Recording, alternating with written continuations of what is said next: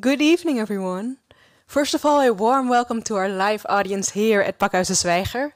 But of course, also a warm welcome to the people watching online, live, or now, or at a later moment in time at Glue TV on YouTube. And of course, a warm welcome to our designers here at the table. Can I have a warm round of applause for them? Nice. Welcome at Alternatives from the Unexpected, the second episode in an interview series by Glue Amsterdam, Connected by Design. Glue is a design route through Amsterdam that will take place from the 18th till the 21st of September, and is focused on bringing together the creative sector, focusing on connection and visibility. The route connects ateliers, studios, brands, but also academies, is designed for the professional creatives, but is also a moment for them to connect to partners, clients, and of course the locals of Amsterdam.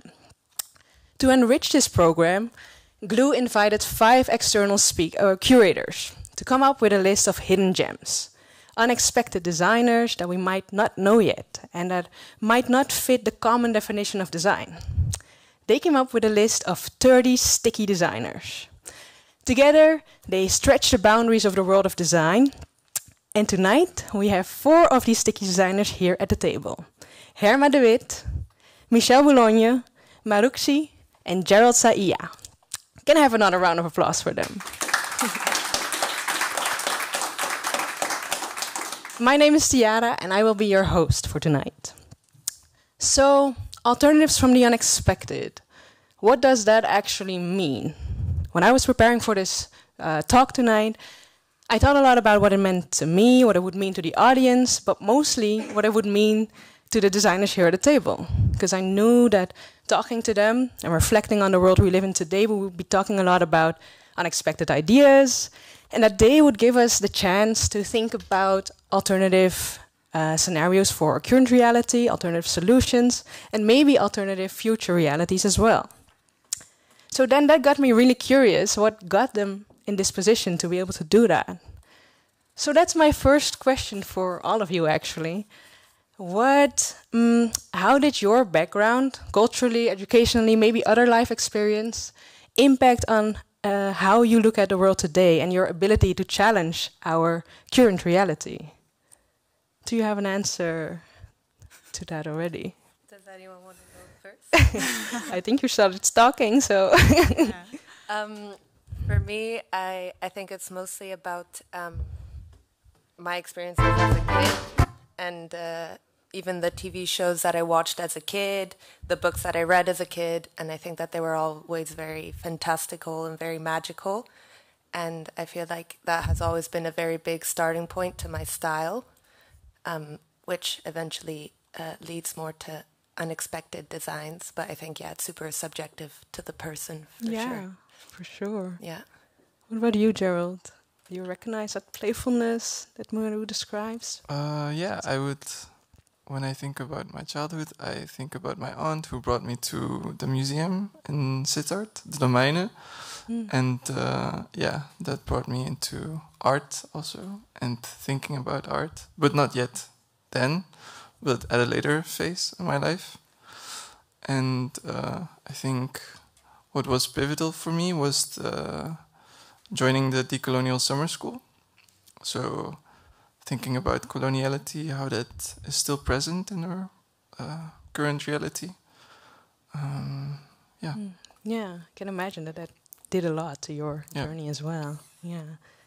Is there something in your background, your life experiences that impacted? I think, and kind of joining what you guys just said, like from my childhood at least, what I was reading, the fact that I was already making bridges between different fields, like my whole education and just my whole life actually, I just like to connect things together, and maybe this is where the unexpected come from, because I just always connect stuff together, and then obviously it becomes something else. So maybe that's a start. Yeah, I can imagine. Would you like to answer the question, or we just go? Well, thank you. I think it already helps us to get to know you a little better. And maybe also helps us to understand your work a bit better. So that being said, let's dive a bit deeper into the work of our first designer, which is Michele. Michele is a French Martinican textile designer and visual artist. Grounded in Caribbean heritage, her work addresses how cultural knowledge is constructed and transmitted through the discovery of new lands and the representation of remote geographies. Drawing on the histories of textiles and visual arts, she disrupts traditional representations through maps, remote sensing imagery, and historical text, to examine how these tools shape collective identity and sense of place. So from this short introduction alone, and also the works that I've seen from you, what really stood out to me is how you found such a relevant connection between your own cultural heritage and then space mapping. But I can imagine that that connection did not happen overnight, as you described. It started in your childhood already. So could you tell us a bit more about what that journey looked like and how your practice evolved to what it is now? Yeah, it has been a wild ride, to be honest. Yeah, when I was a kid, I really did not expect doing the job that I'm doing. I think I cannot really put a label on it, and I'm really glad this is happening to me, and I'm managing to have this practice together. But yeah, I was just a child coming to the world, and with my sister, we would have this game where we would draw the floor plan of a boat. And in the Caribbean, we have these huge boats, this is really big leisure boats. And we would draw the floor plans and imagine what is inside, and just always being, okay, we have to play in the floor plan. And we also had that other thing of growing up in an island, you feel like, okay, everything else is from a further away. And you always have to kind of bring yourself from your mind to somewhere else and create this imaginary. So that's really just came from a passion for maps and exploration and reading heroic fantasy books, But obviously, I was just a creative. So then I started to do design, and I am doing textile design, actually. So that was really my first love in making, in creating texture, in coding information, let's say. And I went back, growing up in this design field, to the theme of mapping that I had when I was young already. And then, obviously, the identity comes into place, because you realize, something is wrong in the world of, in that case, space exploration, or the way we explore the world now. I don't find myself in this narrative. You're being othered, let's say, and then you have to look back to yourself and understand that your identity or where you grew up has something to say or something to do about why maybe you need something is not, you don't recognize yourself in this narrative, let's say. So, yeah, I wish I was just a creative. It sounds so sad. No, but it's also really interesting. Like, a lot of people who are not coming from a formal center, they're just creatives, and then there is something that is put into them where you realize, oh wow, I don't recognize myself. So maybe I can use it as a force and do something and address it and change something. And that's something that I do in some of my projects, and I'm super happy about it. Wow. So that's Can you tell us about one of those projects that you're currently working on? Yeah. So as I told you, I was doing these textile practices, and because I like to connect different themes together, I escaped France, and I was like, I'm going to come to the Netherlands to explore, okay, what do I really want from this design practice? And one project that is going in the slides actually is the circle. And it's called Venus Does Not Exist. And that was really one of my first projects where I was, no, it's a textile circle, but it's fine.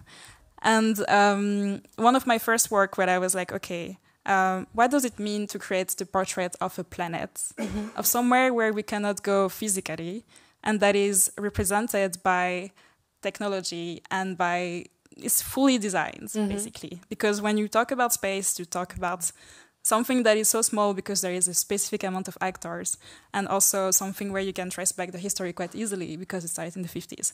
So it's like, okay, I'm taking the example of Venus as a planet, as a cultural entity that is very important in the cosmologies around the world, and I'm looking into it with the prism of technology and how they work together. Yeah. So within that big project, I managed to connect textiles back and create this experiment where you look into the radar imagery and you change it to knitting.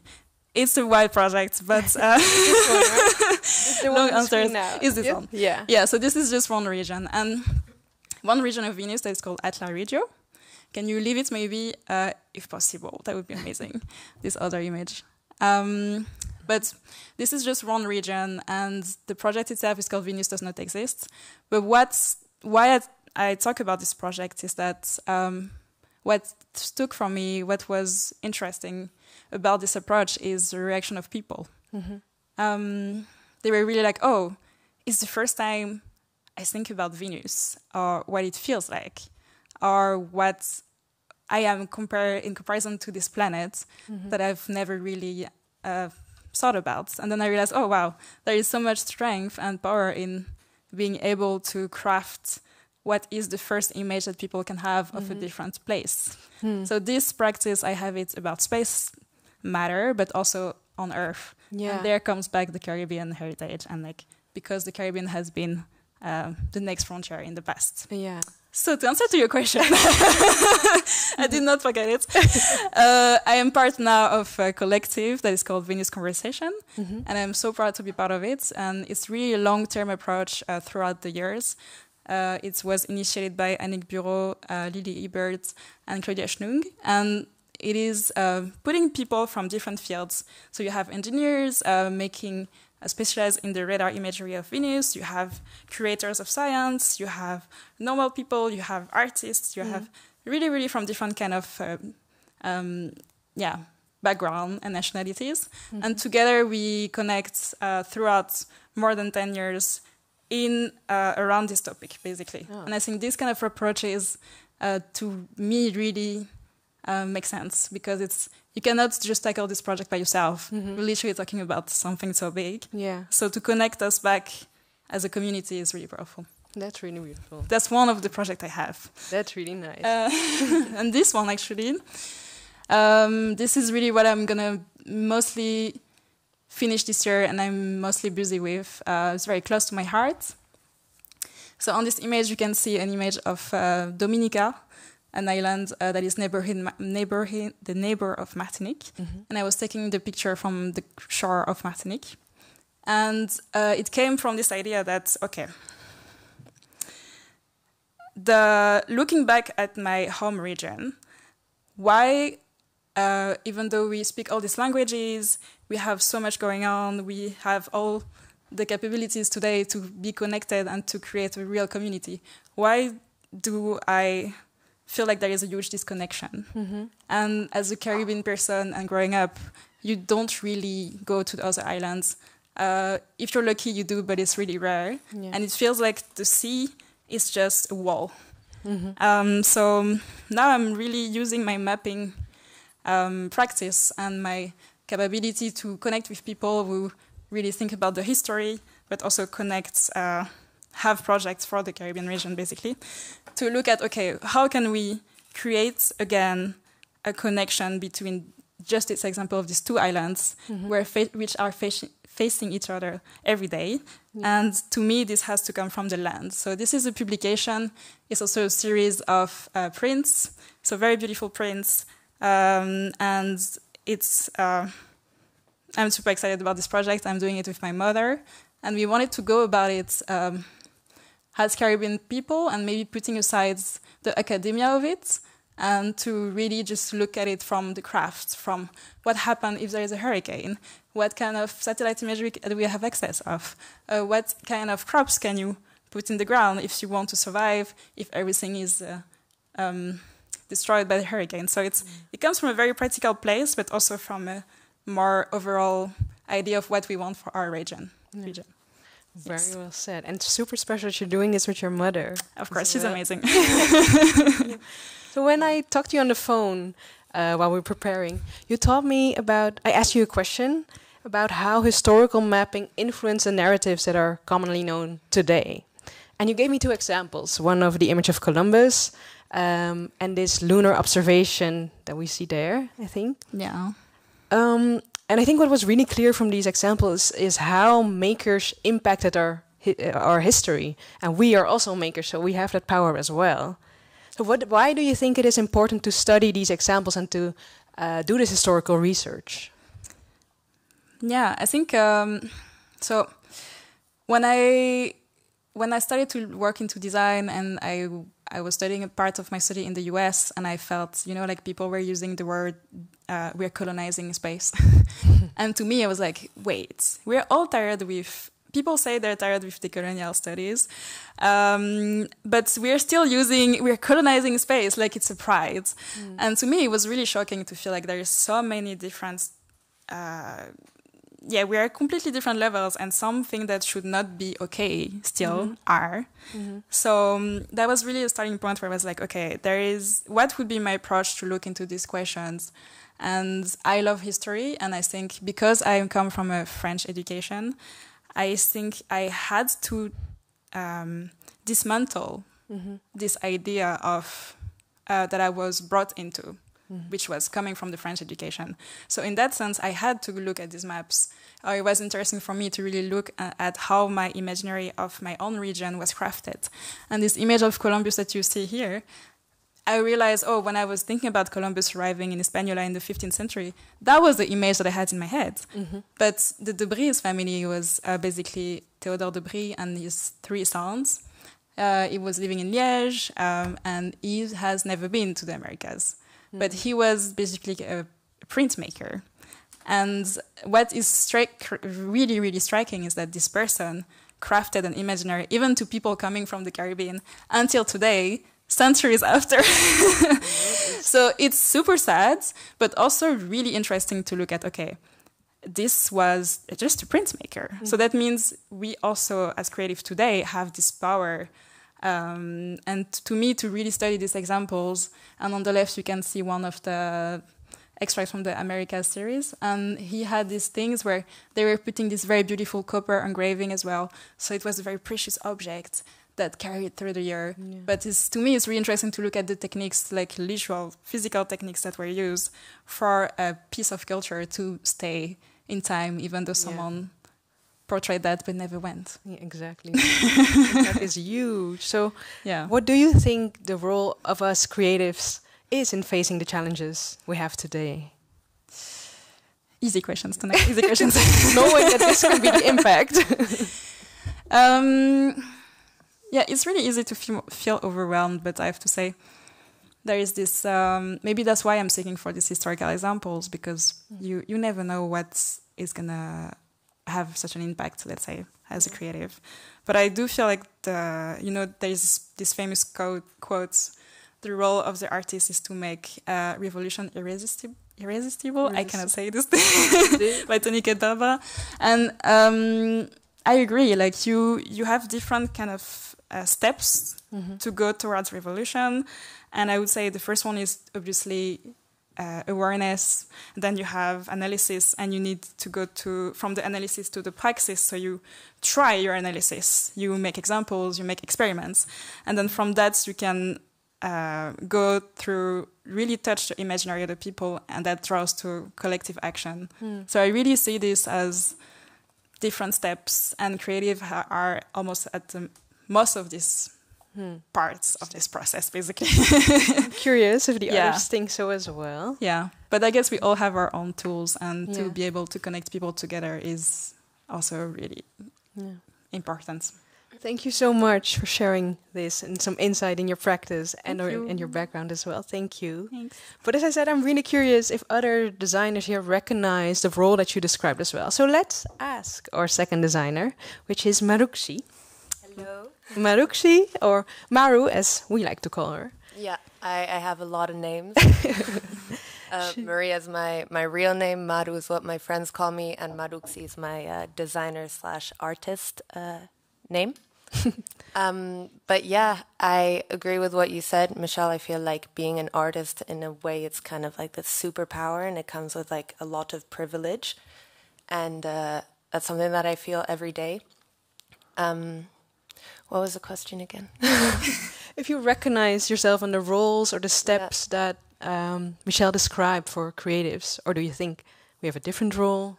I think that all creatives kind of fall into a similar role. Like everyone wants to spark a change, everyone wants to have a conversation, but it really depends what sort of conversation you're trying to have. I feel like yours is a lot more deep with research and a lot more embedded in your culture and where you're from. With me, it's kind of more material based. I look at the history in objects themselves. I work a lot with scraps, and I like to listen to the material. But I love having conversations with people whose process is completely different in that. That's obviously you. I think it's also nice, like how we're all very different from each other. I think that's great. But yeah, so my role more as a creative is just to be big and loud and maybe make some people feel a little bit uncomfortable, because I feel like that's the first step to making a conversation. So yeah, I like to make big things, and also just from the reactions. Actually, I started just making big things, and then I realized with the reactions that I got from people, that's how I kind of started redefining my role as a designer, because it's one thing making it and having an idea, and it's another thing putting it out in the world. And I'm slowly, because I'm very new to the scene, starting to do that. And I think the feedback that I receive from people is definitely giving me a clearer idea in the path I want to take, which is still a little bit, I'm a bit indecisive about it. But yeah, so just exploring. That's already insightful. Thank and you. I think it's nice that you're using the feedback actually to also help you shape your path. But let me give the audience a bit more of a background on you as well. So Maru is an artist and designer, originally from Argentina, but she has lived the majority of her life in Switzerland. She has spent the past 4 years in Eindhoven, graduating from Design Academy Eindhoven, which has shaped her as a maker and allowed her to dance between the boundary of art and design. She has always considered herself an artist inside a design school. Combining these two worlds with working intuitively and on large scale all comes together in what she calls her sculptural furniture. Can you tell us a bit more about what sculptural furniture is? Yeah, I think that's the one word that really ties design and art, and that's kind of what I like to play with so far. I think right now, these days, I consider myself more an artist, if anything, after being in design school for 4 years. But yeah, I really crave an interaction ever since I started with this whole world of design. I always wanted my objects and the things that I make to really invite people in and kind of like take away this passive observer that usually tends to happen in exhibitions.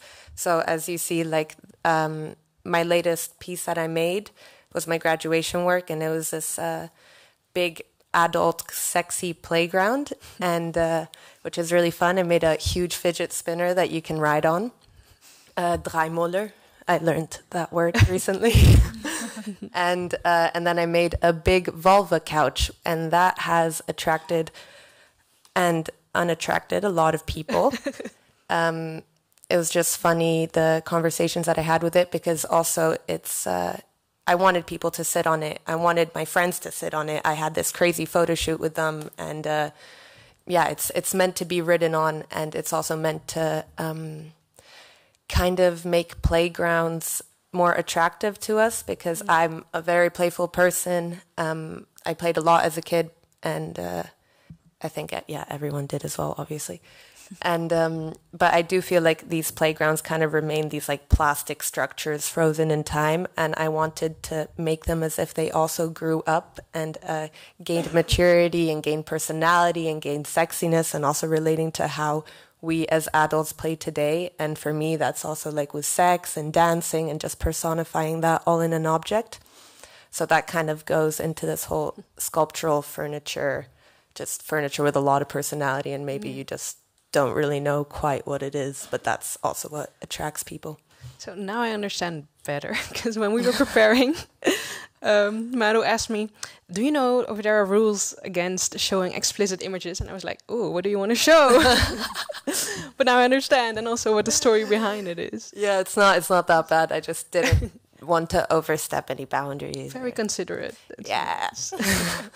What triggered me is that you said you consider yourself more an artist now than a designer. What is the difference to you? I think it's design needs to have a function. Art is more of an experience, I guess. But yeah, I'm still trying to figure that out. I think most people are. Also, the profile of coming from Design Academy, I think you know, Michele, that that's usually the case. Well, it's a design school, but we get an arts diploma. Yeah. So this is already confusing. Exactly. That's crazy. Just saying. Yeah. But I kind of like that. But yeah, I think right now I'm just like leaning more into the art world. So just really sculpting with metal. But that's also how I started with the couch that I made. And then eventually I turned it more into a design piece. So we'll see. I work very intuitively. I'll see where I end up. Can you tell us a bit more about the process behind one of your projects and how you work with the material? Yeah, of course. That's my favorite thing to talk about. Go for it. I like to go to the scrapyard. For the couch, I went to this car junkyard. And I had to cut the springs from an old truck myself, which was very sketchy because I didn't want it to like fly on my face. And so I usually work with a scrap from an old like mechanical part, and I want to bring that movement back to life. And those movements were brought back to life in a very playful way. So I found an old train bearing, which was like that big. And I was like, okay, what can I make from this? I want to make something that spins, but not on like that axis, but that axis. And then I thought of a fidget spinner, which I loved to play with, but making it huge. So yeah, it's just really going to the scrapyard, finding scraps, usually with an integrated movement. And then that's where the fun begins. And then that's just kind of where... I just make a lot of things and it just goes a bit crazy and I love it. I love entering this space for sure. It's really fun. Yeah. Did I see a picture of your living room passing? Yeah. That's a collaboration that I did with my best friend, Jolene Mueller. You guys should check her out as well. Her living room, right? Yeah, exactly. But that's the couch that we made. It was for our second graduation project, and it was really just taking inspiration about our, how we interact in our space in our old house. And from that, we made a couch, and then we made an event around it where we brought a lot of artists together into our house and tried to kind of break through this Design Academy bubble. And so we hosted a big event for Dutch Design Week alongside our graduation show project thing. And then, we invited a lot of people over, and that was a setup for it. And did it work, as you imagined, breaking through the bubble? Yeah, definitely. Yeah? It was so fun. Yeah, I had a lot of fun. We invited tattoo artists, teeth gem artists, a friend that made underwear, another friend that made jam, also people jamming together, so making music, rappers. It was great. It was super nice. Yeah, I like community with my work. I think that's all around kind of what ties everything together. Just the work that I make just invites people. I always want to invite people. I always love having people around me. That's I don't know, I feel like that's a really, the beautiful thing about being in this art world is just kind of the community that comes with it. And I feel like that's really shown through my work as well. Or at least I try to. I think it's very clear the role community and interaction play. You also said that you want your installations to function as a conversation starter. So I was wondering, what kind of interaction makes you happiest to see? And what is a conversation that you want people to have then? I want them to feel a little bit uncomfortable. Just a little bit.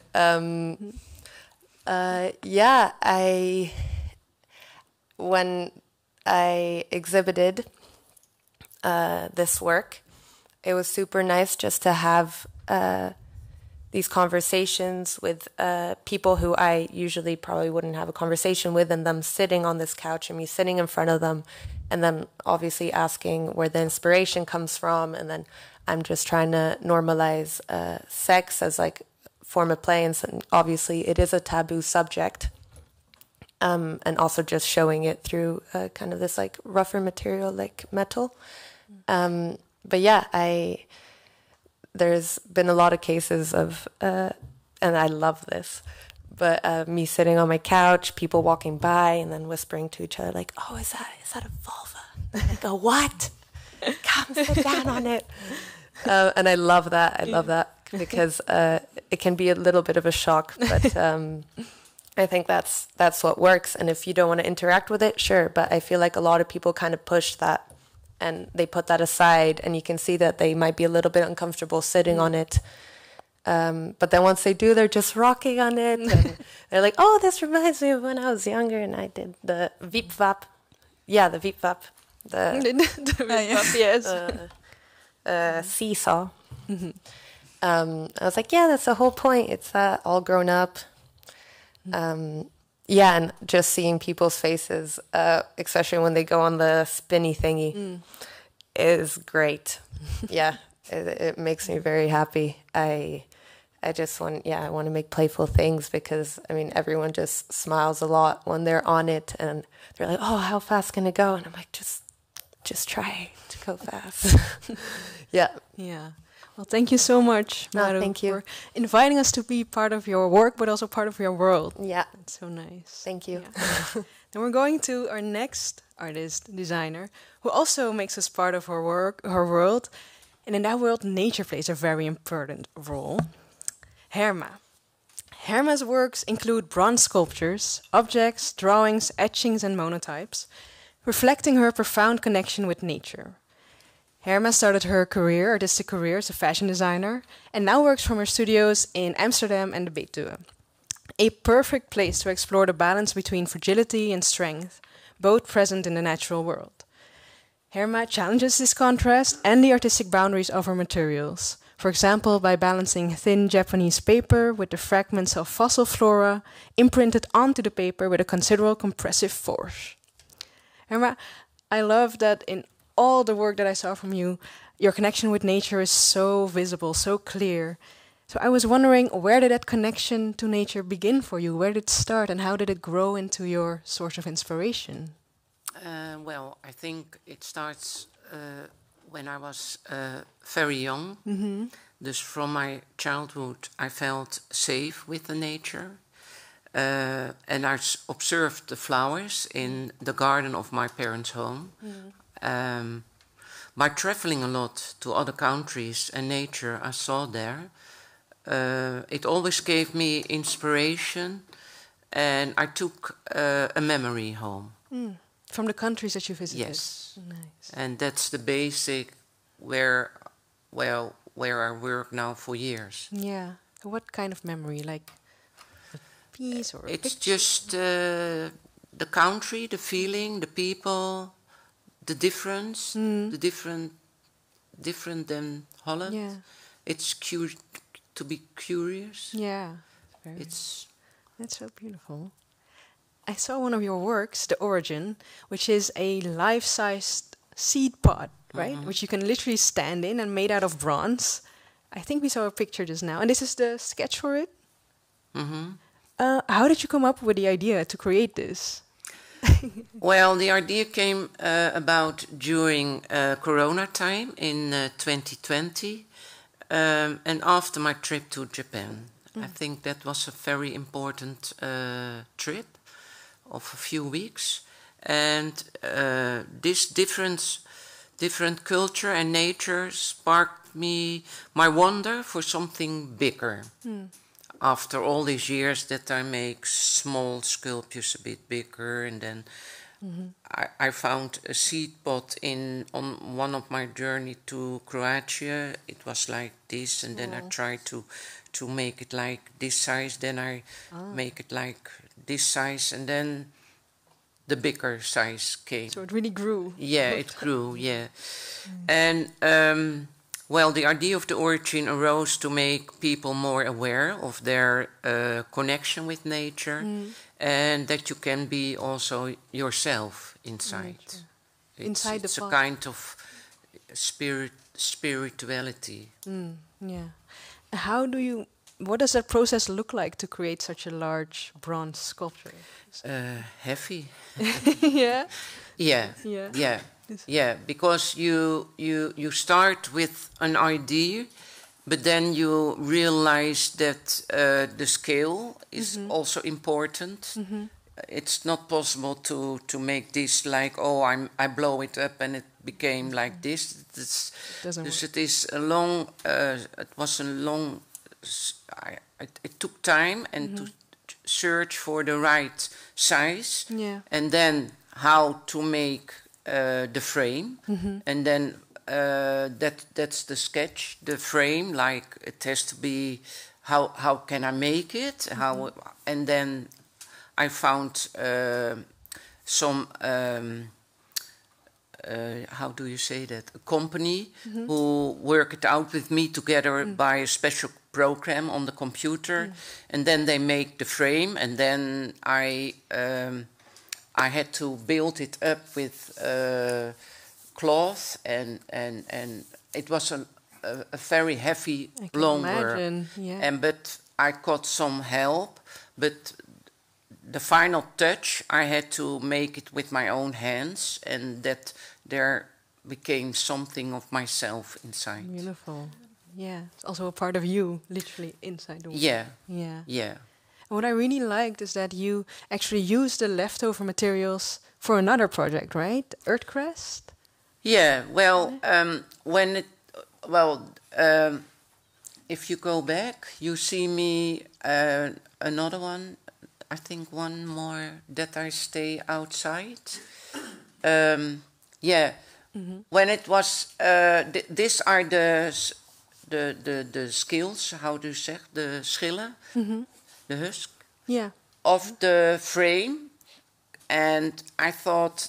The caster asked me, what do I do with this kind of thing? Shall I throw it away? I said, no. So they asked you what you wanted to do with it? Yeah. I said, no, I take them home to my studio, and then I see what I can do with it. And then the idea of fossils. Fossils are a lasting eternity, and in this certain political time, I hope to preserve something in terms of environmental issues. I also find it a challenge to create something new with residual material. Yeah, that is. Because I thought, and then, I worked a year on this, and there's already one big part casted, and the other three are waiting for preparing and to finish it. So you added the fossils to the husks, the rest material. Yes, because for years I collect flowers, I dry them carefully, and then I use them to stick it in, and then I take it out, and then it goes to the caster. Ah, like that. Beautiful. So in your work with nature, you address a lot of topics like legacy, preserving, but also fragility and balance, all topics that are really relevant in facing the challenges that we have today, I think. So what do you think we can learn from nature? Well, nature goes down and restores itself through the seasons. We can learn from this. People should be close to themselves and nature. Nature is the basic of life, like breathing. We need connection with Mother Earth. I think for me that's very important, and I want to... Ik wil dit uitdragen. You want to share it with us? Or? Yes, I want to share it with as an artist. I hope that it is possible. Yeah.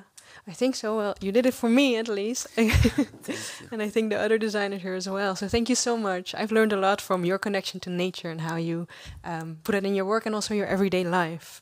I do think we can learn a lot from that. Thank you. Thank you. That brings us to our last designer, Jerrold Saija. Jerrold engages with the ways memories take shape and fade.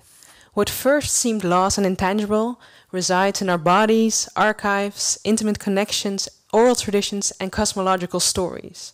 Through his practice, he draws from these networks, allowing memories to be re-experienced, preserved, and passed on. Using photography, sculpture, video, and spatial installations, he weaves a fabric that intertwines his personal experiences and family history along with lingering colonial traces. In doing so, he connects the present, past, and future images into a nervous system of recollections branching into time and space. That's a really beautiful introduction. You've listened now to these three designers, and I saw you taking some notes. Yeah. So I was wondering, what stood out? Is there something that stood out to you that they said that resonates with you, or maybe something you don't agree with at all? No, I actually agree with every one of you.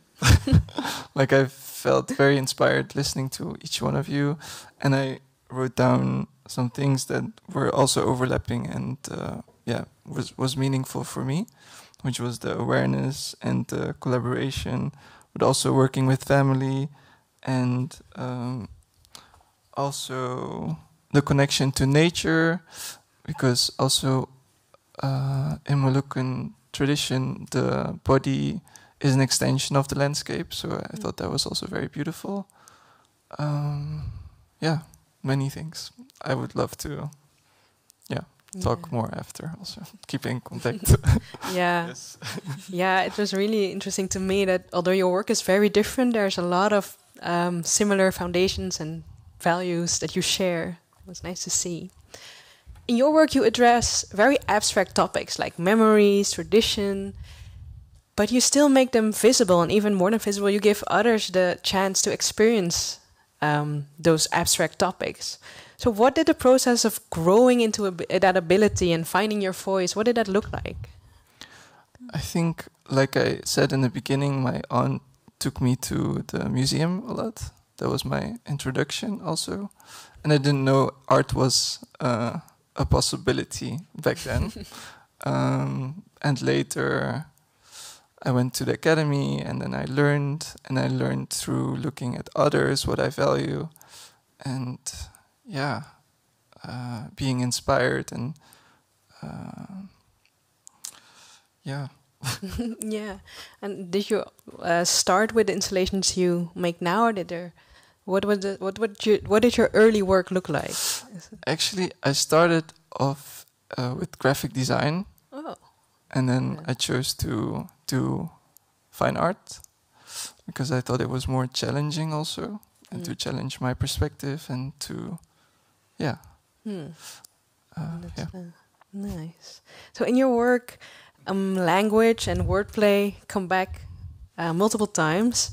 I saw Wijsneus, which I really liked, Huilenbalk and Clue. Can you tell us more about one of these projects? I think this is Wijsneus, right? Yeah, this is Wijsneus. Could you explain us more about it? Yeah, I could. Yeah, Wijsneus. So it started with this clowning workshop I got during my master's, which was very inspiring, which was also including play, which was really fun. But at the end of the workshop, we got our own clown's noses, and that made me, think like, oh, that felt really special to me. So I was thinking about Wijsneus, so it's like wise nose, which means know-it-all. But I would like to see that in an uplifting way. So I started experimenting with my aunt. I have 5 aunts who really supported me throughout my life. And I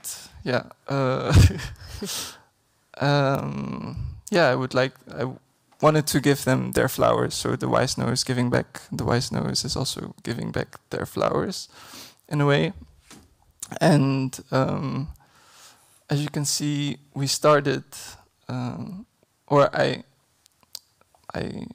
developed like a kind of interview way where I asked them questions and they drew their answers, and we were really surprised of the outcome, and they opened up in many beautiful ways, which I never expected. And then there was also a way to generate art together. So that was beautiful. And then afterwards, I got asked by the Need for Legacy and ITA to create a portrait for Delta Dua, which is a Moluccan theater group, as you can see. And they have been working in the field for 45 years. And I believe they also deserve their flowers and their own wise nose. So I made their wise nose, and they also got the nose. Yeah, they got the nose, and we had a photo shoot the whole day. We drew together, and I got to know their practice in that way. So yeah,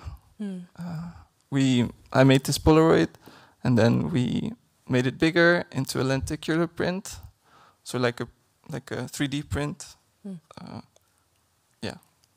And did it work for you? Does wijsneus now have a different connotation, a more positive feeling? Yeah, I feel like I would love to give more people wijsneuzen. I would like a wijsneus. Yeah. I've been called it a lot. Yeah, and I also feel like it's a way of connecting to other generations and speaking. True, yeah. Another word that I really liked you playing with was huilenbalk or steunbalk. Oh yeah, which is also one of your projects. Can we maybe see that one? Yeah, I also thought when I was hearing Maruxi, I was like, oh, maybe this is a sculptural furniture. It could be. Yeah. Can we show it? What does it mean? It's a supporting beam. It's literally a supporting beam. But it's also a tissue box. But it's also... but it looks like it's metal, but it's not. It's wood, and it's clove powder. So I like to play with words. How did you come up with that? Yeah, I've always seen like these tissue boxes in Asia where they make a separate like a casing for a tissue box, and I was thinking about that. And also I was playing with a lot of the poetics of the clove, which are native to the Moluccan Islands. So also the clue, as you can see, it's like the name, it got itself from the form, so the nail, and I wanted to make clove nails. Just kruidnagel in Dutch, right? Kruidnagel. Yeah. And this I made with my friend Tom van Schaik, which is also a jewelry designer. And yeah, I use this to mount my work also on the walls. You actually used it as nails. Yeah, exactly. That's really cool. Thank you. So, when we called, you told me this quote. "The master's tools will never dismantle the master's house." A quote by Audre Lorde, and it gave me chills when you said it on the phone. Yeah, it also gave me chills. How do you interpret this quote in relation to our current reality, or what it means to you? I got this quote from a friend, Demis, while I was working on this sculpture, the steunbalk, and it got me thinking about more tools that are supportive for communities and people. Basically.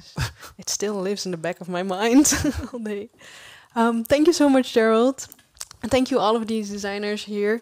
I think you gave us a lot of insight into your practice and your ambitions, the inspiration, which takes a lot of effort and courage to do, but is very valuable to us all and inspiring too. So we've talked about the work that you're already finished or that you're doing now, but I'm still very curious. If you have a secret dream project, maybe something you've been thinking about for a long time, or a vague idea, but you haven't put it into words yet. If you have a project like that, and this question was actually inspired by Herma, because you told me about the immigrant door that you were thinking about. Maybe you can share something about that idea? Well, that idea came years ago. I'm always interested in the Iran, like voormalig Perzië, the geometric, and suddenly I saw a beautiful in a magazine, a beautiful door, and I thought, my God, this is so beautiful with the forms and mathematic. Like I thought, if I make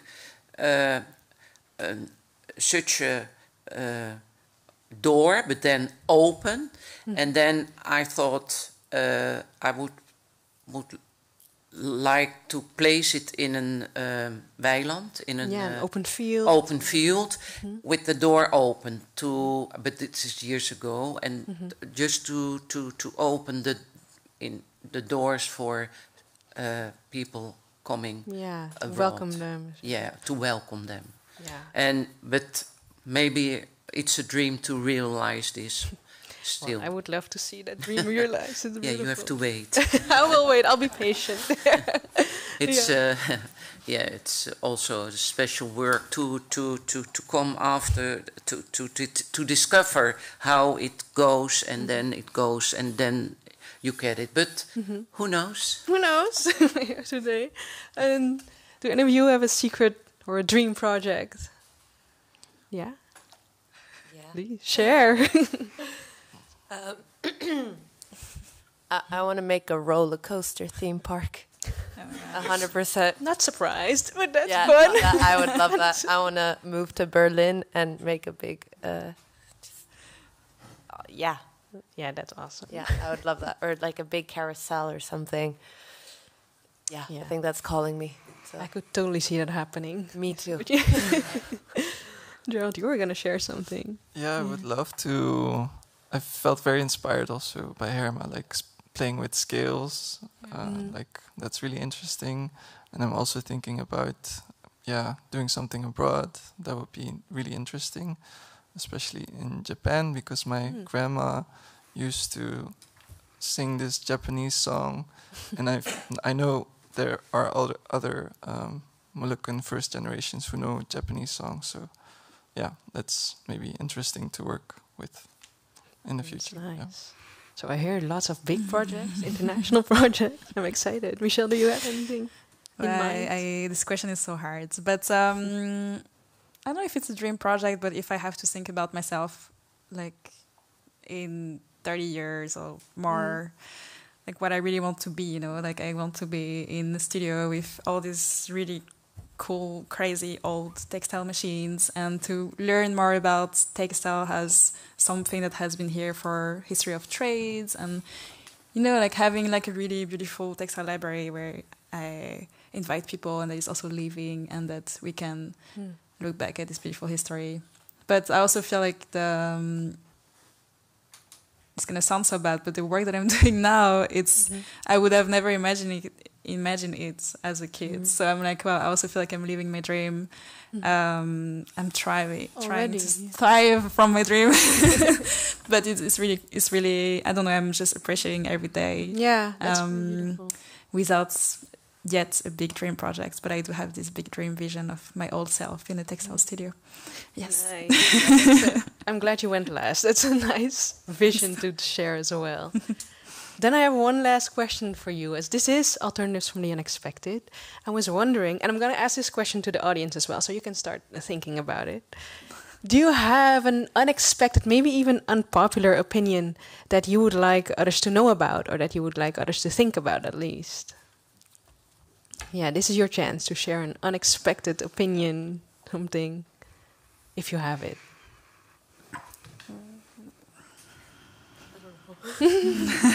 I guess. You do? Yeah, it's a practice that I'm trying to do, or I love to do, is naming the people who supported me throughout my project.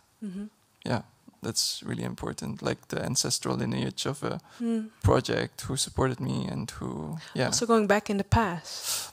No, not specifically, but more like People in now. a way of, really support, and maybe artists that really inspired, like naming them. Yeah. That's nice. It is. It's weird that it's unexpected, but we don't do it enough, maybe. Yeah, that's nice. I don't imagine that that's unpopular, but No, it's maybe not. Yeah. No.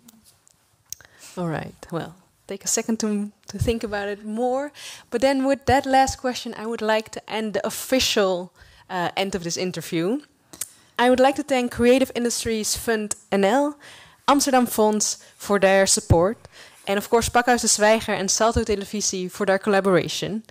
We will continue our talk a little bit with the audience. I give them a chance to also ask questions. But for now, I would like one last round of applause for our designers.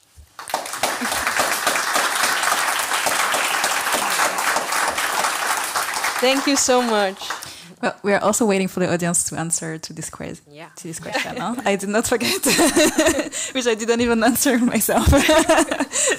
So now a bit of, can we see? Yeah. So do you have any questions or comments already, audience, that you would like to ask our designers, or that you just want to tell them? Thank you very much for sharing all those beautiful ideas. I liked it. Did you enjoy it? Yeah. Nice. Yeah. Anyone else want to share something? Yeah. I'm wondering, does anyone think, oh, I want to collaborate maybe with... does anyone of you wishes to collaborate with one another or see that as a possibility? Oh, that's a really good question. Let's do it, guys. Yeah. I mean, I do see, as you say, like so many overlap between our practices. So really happy. I mean, we also just got to know each other basically last week. So it feels like a blessing to be around the table with you guys. Yes. You already know like a theme that could be something that you all share, that you would like to explore with each other?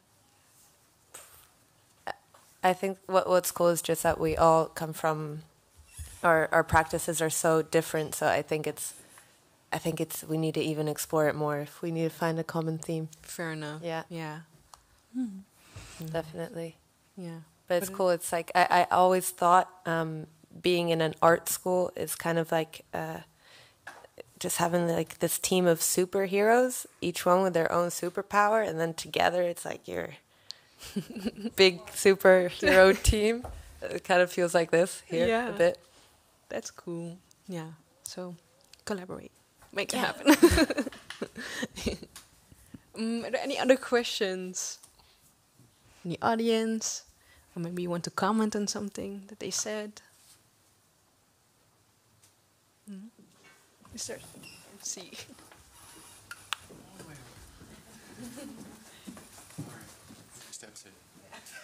Hi.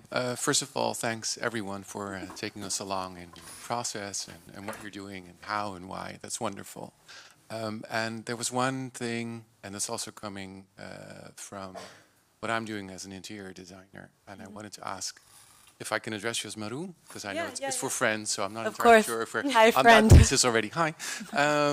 So you briefly kind of touched upon what you're experiencing when you basically put your art out in the world, and that the response also kind of does something with how you're experiencing it yourself and what you're doing. Can you share a bit more about that brief remark? About me putting it out there? Well, and what you notice with the response, what that does to you, and it makes me want to continue making, for sure. I love interacting with people. I really like hearing feedback. I love hearing what people have to say, whether it's negative, whether it's positive. And that just really, for me, is just like a motivator to just continue making stuff and continue putting it out there, and even just making my identity a little bit more solid with that. Because, awesome. Yeah. Please continue doing so. Thank you, I will. Any other comments? David, would you maybe like to reflect on what you've heard here? Putting in. Is there a microphone? Yeah. Maybe you could also introduce yourself. Well, thank you guys. I'm David. I'm one of the founders of Glue. Well, I was thinking like a theme park that you can collaborate together on that. I mean, I can see a lot of things that come back maybe where you can play with, no? That's what I thought when you said it. Well, maybe many artists can collaborate in a theme park and create a wonderful space there. Yeah. What I like very much in general, that you are so different, but in a sense also belong together. Maybe a lot of artists belong together where you get your inspiration from, you know, where your youth is so important. Maybe that's great that you ask that.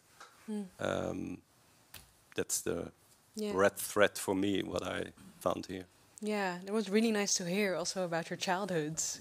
So, yeah, I heard it a lot. Another question? Anyone with an unexpected opinion? Did you think about it? I did. My brain was warm. Well, yeah. Then maybe the unexpected opinion is that we should stop talking, as one of my friends said, and just because we do it too much, and wrap up the night and maybe have a casual drink and talk more about collaborative ideas. Amazing. Please join the bar. I have some tickets for free drinks. Say less. Stay here. Perfect. Nice. Thank you so much. Let's have another round.